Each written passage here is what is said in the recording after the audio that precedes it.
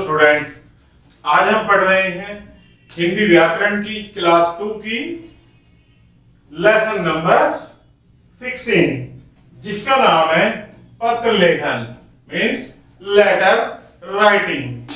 तो आइए प्यारे बच्चों शुरू करते हैं। पत्र लेखन की परिभाषा क्या होती है? पत्र वह साधन है जिसके द्वारा हम अपने मन के भाव को लिखकर दूसरों तक पहुंचाते हैं। अर्थात एक हम पत्र लिखते हैं, उसमें अपने भावों और विचारों को लिखकर दूसरे तक पहुंचाते हैं, अर्थात दूसरों तक पहुंचाते हैं। पत्र में हर्ष और शोक समाचार तथा विभिन्न सूचनाएं दी जाती हैं। पत्र लेखन एक ऐसी कला है जिसके द्वारा कोई भी व्यक्ति अन्य व्यक्ति पर अपने प्रभाव की छाप सरलता से डाल सकता है। तो प्यारे बच्चों, पत्र किसे कहते हैं? हम क्या होती है पत्र लेखन? जिसके द्वारा हम अपने विचारों और भावों को दूसरों तक पहुंचाते हैं, इसे क्या कहते हैं? पत्र लेखन। तो आइए प्यारे बच्चों, पत्र लिखते समय कुछ ध्यान रखने योग्य बातें हैं जिन्हें हम वन बाय वन पढ़ेंगे। तो इसमें पहला पॉइंट है कि पत्र लिखने के बाद उसे पूरा पढ़ लेना चाहिए। अशुद्धियां हो तो उन्हें शुद्ध कर देना चाहिए। अर्थात जब एक बार पत्र लिख लिया जाए तो उसको लास्ट में पूरा पढ़ लेना चाहिए। नेक्स्ट है, पत्र की भाषा सरल एवं सुबोध होनी चाहिए। नेक्स्ट है, पत्र में बातों को अधिक विस्तार से नहीं लिखना चाहिए, अर्थात उसे सरल एवं सुगम भाषा में लिखना चाहिए। नेक्स्ट है, पत्र इस प्रकार से लिखा जाए कि पढ़ने वाले की समझ में सरलता से आ जाए। नेक्स्ट, पत्र में कोई ऐसी बात नहीं लिखनी चाहिए जिससे दूसरों को कष्ट पहुंचे। नेक्स्ट है, पत्र लिखते समय शिष्टाचार का पूरा ध्यान रखना चाहिए, अर्थात हमें अपने से बड़ों व छोटों के आदर सम्मान की भावनाओं का ध्यान रखना चाहिए। आगे देखते हैं, मनुष्य अपने भावों को मौखिक तथा लिखित रूप में अभिव्यक्त करता है। पत्र में विचार लिखकर व्यक्त किए जाते हैं। पत्र एक ऐसा साधन है जिसके द्वारा हम अपने से दूर रहने वाले प्रियजनों व अन्य व्यक्तियों को अपने संदेश भेजते हैं। यहाँ निजी पत्रों व प्रार्थना पत्रों के कुछ नमूने दिए जा रहे हैं। इन्हें पढ़कर स्वयं लेखन का अभ्यास कीजिएगा। तो प्यारे बच्चों, यहाँ कुछ पत्र लेखन दिए जा रहे हैं जिनको अभी हम साथ में मिलकर पढ़ेंगे और आप इनसे पत्र लेखन का अभ्यास भी करेंगे। तो पहला होता है आपका व्यक्तिगत पत्र, जो कि हम पिता को लिखते हैं। व्यक्तिगत पत्र, इसमें सबसे पहले हम अपना पेज के राइट साइड में स्थान लिखेंगे जहां हमें भेजना है पत्र, और ये उस दिन की तारीख। संबोधन में किसके लिए लिख रहे हैं? पूज्य पिताजी। अभिवादन के लिए सादर चरण स्पर्श। किस लिए लिख रहे हैं? वो मुख्य विषय। आज ही आपका पत्र मिला, घर का समाचार ज्ञात हुआ। पिताजी, मैं यहाँ आनंद पूर्वक हूँ और मन लगाकर पढ़ाई कर रहा हूँ। वार्षिक परीक्षाएं होने वाली हैं, उसके लिए मैंने सभी विषयों में तैयारी पूरी कर ली है। आप बिल्कुल चिंता न करें। इस तरीके से पत्र का मुख्य विषय लिखेंगे। उसके बाद शिष्टाचार के शब्द लिखेंगे।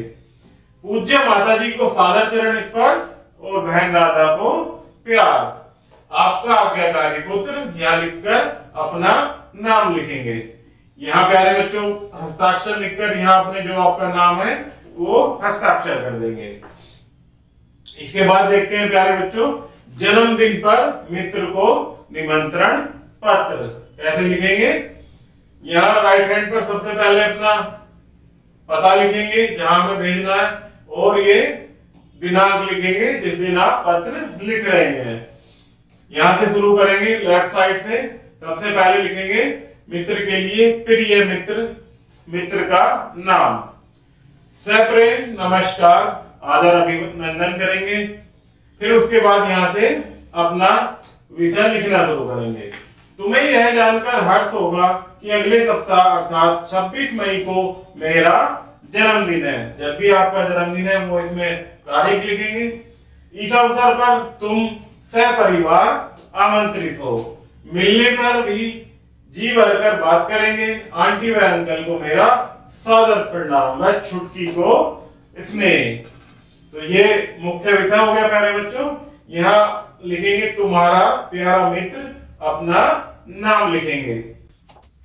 नेक्स्ट आता है आपका उपहार प्राप्ति पर मामा जी को धन्यवाद पत्र, अर्थात उपहार मिलने पर मामा जी के लिए धन्यवाद पत्र कैसे लिखते हैं।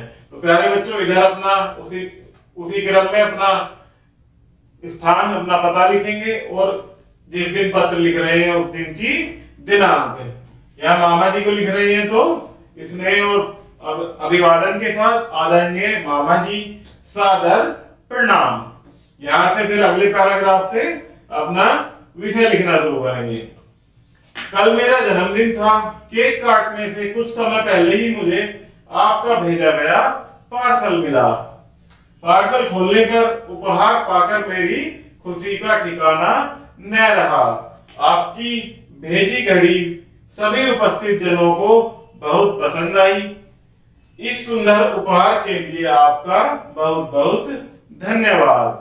फिर दूसरे पैराग्राफ से लिखेंगे कुशल शेष कुशल आदरणीय मामा जी को मेरा सादर प्रणाम। इतना अपना विषय लिखने के बाद प्यारे बच्चों यहाँ पर अपना लिखेंगे आपका प्यारा अपना नाम। इसके बाद बहन के नाम भाई को पत्र, अर्थात बहन के नाम भाई का एक पत्र कैसे लिखेंगे। यहाँ अपना एड्रेस और जिस दिन लिख रहे हैं पत्र उस दिन की दिनांक। यहां से शुरू करेंगे। इसमें मेरी दीदी सादर प्रणाम। फिर अगले पैराग्राफ से अपना विषय लिखेंगे कि आपका पत्र मिला। मेरी लापरवाही से तुम लोगों को चिंतित होना पड़ा, इसके लिए खेद है। मैं यहाँ कुशल से हूँ। पढ़ाई की व्यस्तता के कारण ही पत्र नहीं लिख पाया था। तुम लोग मेरे लिए चिंतित मत होना।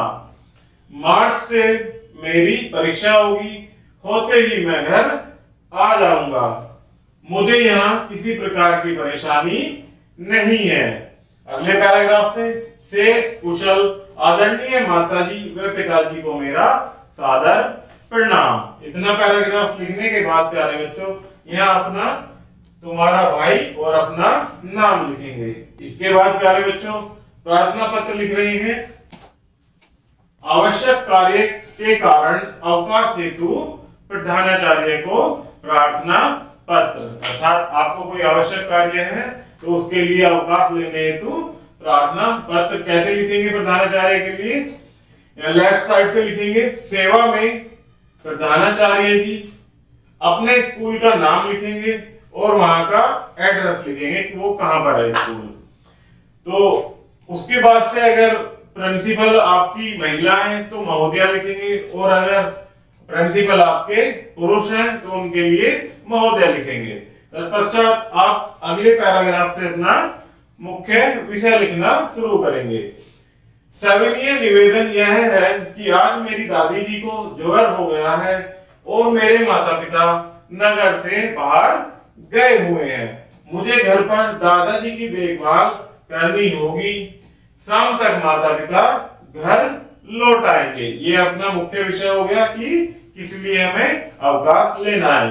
फिर अगले पैराग्राफ से लिखेंगे अतः आपसे प्रार्थना है कि मुझे जितने दिन का अवकाश चाहिए वो 1 दिन का अवकाश प्रदान करने की कृपा करें। इतना लिखने के बाद आपका आज्ञाकारी शिष्य, यहाँ पर अपना नाम, यहाँ अपनी कक्षा और यहाँ उस दिन का दिनांक जिस दिन आप पत्र लिख रहे हैं। इसके पश्चात प्यारे बच्चों देखेंगे बीमारी के कारण छुट्टी के लिए प्रार्थना पत्र, अर्थात बीमारी के लिए अपने प्रधानाचार्य को छुट्टी के लिए प्रार्थना पत्र। उसी प्रकार से सेवा में प्रधानाचार्य, अपने स्कूल का नाम और अपने शहर का नाम। अगर पुरुष हैं तो महोदय, और अगर आपके प्रिंसिपल महिला है तो महोदया। यहाँ से अगले पैराग्राफ से मुख्य विषय लिखना प्रारंभ करेंगे। सविनय निवेदन है कि मुझे कल रात से बुखार आ रहा है। किस लिए छुट्टी लेनी है? कि आपको बुखार आ रहा है, इसलिए मैं आज दिनांक जिस तारीख से जिस तारीख तक छुट्टी लेनी है वो तारीख को लिखकर को कक्षा में उपस्थित न हो सकूंगा। अतः श्रीमान जी से प्रार्थना है कि उक्त दिनांक का अवकाश देने की कृपा करें। यह आपका एक पैराग्राफ खत्म हुआ। उसके बाद नेक्स्ट पैराग्राफ से आपकी अति कृपा होगी। फिर लेफ्ट साइड में आपका आज्ञाकारी शिष्य है, आपका नाम, कक्षा का नाम ये, और इसके लेफ्ट साइड में जिस दिन की आप पत्र लिख रहे हैं उस दिन की तारीख लिखेंगे। मित्र को बधाई पत्र। मित्र को कैसे बधाई पत्र लिखेंगे प्यारे बच्चों, वो देखते हैं। सबसे पहले मित्र का एड्रेस और जिस दिन पत्र लिख रहे हैं उस दिन की दिनांक लिखेंगे। उसके पश्चात मित्र का नाम, प्रिय मित्र कमल, उसके अभिनंदन के साथ सप्रेम नमस्कार यहाँ लिखकर अगले पैराग्राफ से लिखेंगे मुख्य विषय। मुझे यह जानकर बड़ी प्रसन्नता हुई कि तुमने अपनी कक्षा की वार्षिक परीक्षा में प्रथम स्थान प्राप्त किया है। जब परिश्रम का अच्छा फल मिलता है तो सबसे ज्यादा खुशी होती है। इस अवसर पर मैं तुम्हें हार्दिक बधाई देता हूँ तथा ईश्वर से प्रार्थना करता हूँ कि तुम भविष्य में जीवन की प्रत्येक परीक्षा में इसी प्रकार प्रथम स्थान प्राप्त कर माता पिता का नाम उज्जवल करते रहो। इतना अपना विषय लिखकर आगे नेक्स्ट पैराग्राफ से लिखेंगे। अंकल व आंटी को मेरा प्रणाम, सृष्टि को प्यार भरी चपत। तो प्यारे बच्चों इस तरीके से लिखकर अपना फिर राइट साइड में तुम्हारा अभिन्न मित्र, अपना नाम और जिस दिन पत्र लिखा है उस दिन की दिनांक लिखेंगे। तो प्यारे बच्चों ये हमारा पत्र लेखन का लेसन समाप्त हुआ। आशा करता हूं कि आपको वीडियो पसंद आई होगी। धन्यवाद।